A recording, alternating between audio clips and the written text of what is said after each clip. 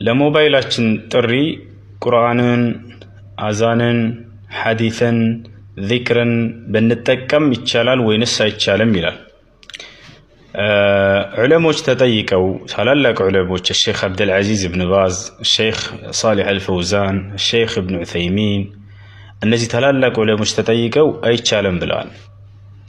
ቁርአንን፣ ሐዲስን፣ ዚክርን፣ አዛንን እነዚህን ለሞባይላችሁ ጥሪ እንዲሁም ለአላርም ጥሪ መጠቀም አይቻልም ፈጽሞ። እሺ ይህን የከለከሉበት ምክንያት በሁለት ምክንያት ነው። አንደኛ እነዚህ ነገራቶች ከአምላካችን ከአላህ ዘንድ የወረዱት መመሪያ አድርገን ልንይዛቸው እንጂ ጥሪ ልናደርጋቸው አይደለም።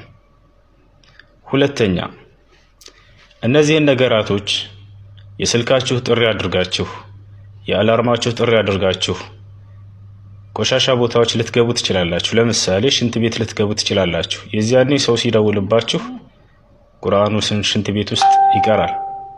አዝካሩ ሽንት ቤት ውስጥ፣ አላሁ አክበር የሚለው የአዛኑ ቃል ሽንት ቤት ውስጥ። ይሄ ደግሞ አግባብ አይደለም። ግልጽ ነው አይደለ? ስለዚህ በእነዚህ በሁለት ምክንያቶች ከልክለዋል ዑለሞች። ሌላ ጥሪ አድርጉ ከቁርአን፣ ከሐዲስ፣ ከአዛን፣ ከዚክር ውጭ እሺ ሌላ ጥሪዎችን አድርጉ።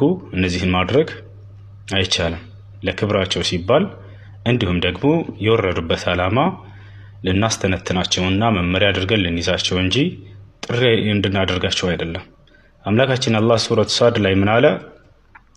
ኪታቡን አንዘልናሁ ኢለይከ ሙባረኩን ሊየደበሩ አያቲሂ ወሊየተዘከረ ኡሉል አልባብ ይላል።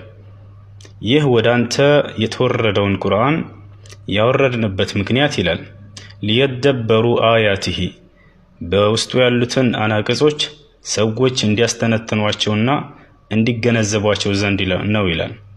ወሊየተዘከረ ኡሉል አልባብ እንዲሁም የልቦና ባለቤቶች ይገሰጹባቸው ዘንድ ነው ይላል።